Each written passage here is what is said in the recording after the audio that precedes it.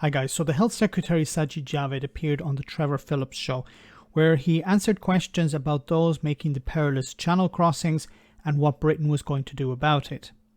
Now, Boris Johnson's government has tried to appear tough in the past, talking about wave machines and driving boats back to France with jet skis and other Border Force vessels.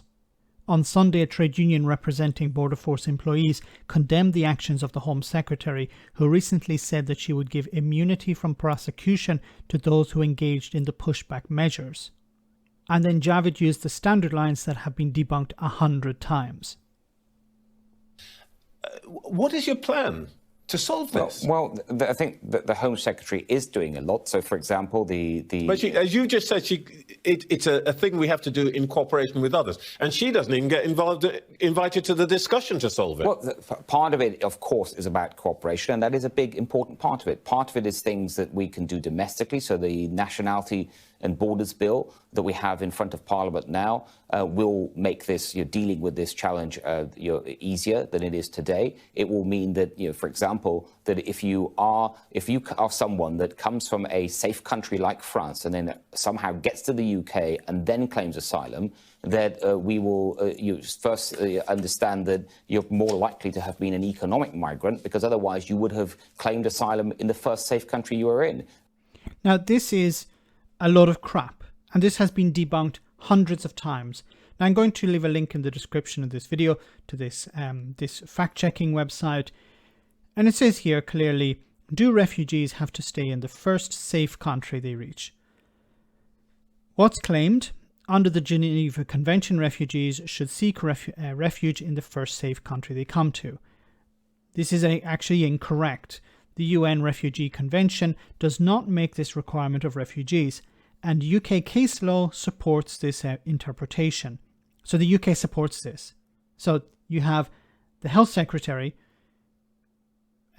contradicting British law. Refugees can legitimately make a claim for asylum in the UK after passing through other so-called safe countries. Now, he also talked about, well, people crossing the Channel are probably economic migrants, not actual refugees. So the claim is the people crossing the Channel from France to the UK are not refugees. Well, the response from the fact checkers is this cannot be known. It will be determined by immigration officials who review their asylum applications, which makes perfect sense. You can't determine whether somebody's an economic migrant or a refugee until they arrive in the country. They make a claim, it's processed, and they are either accepted or rejected. Now, when it comes to the numbers that are accepted, the UK currently accepts about 70% of asylum claims. So you're talking about a huge minority of people who get rejected.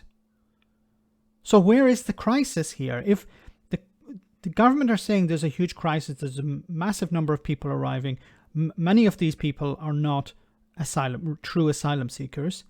Once again, how can they make that claim if people haven't arrived yet?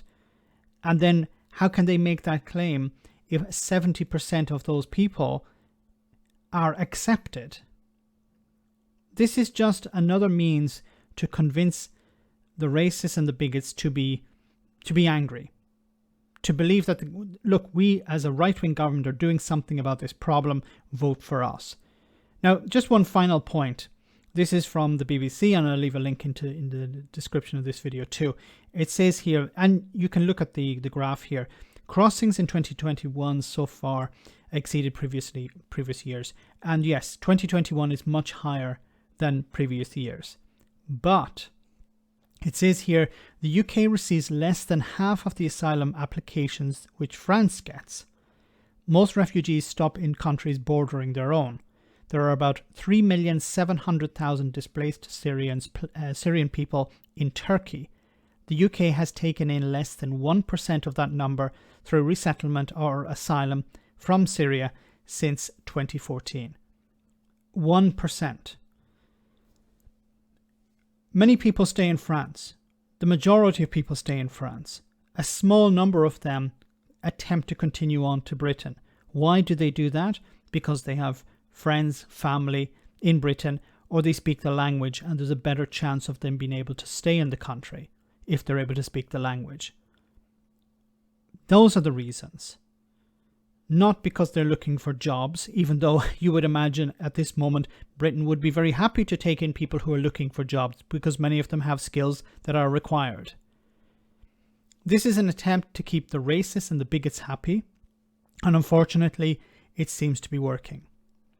Let me know in the comment section, guys, what you think about all of this. As always, your comments are greatly appreciated. Thanks a lot.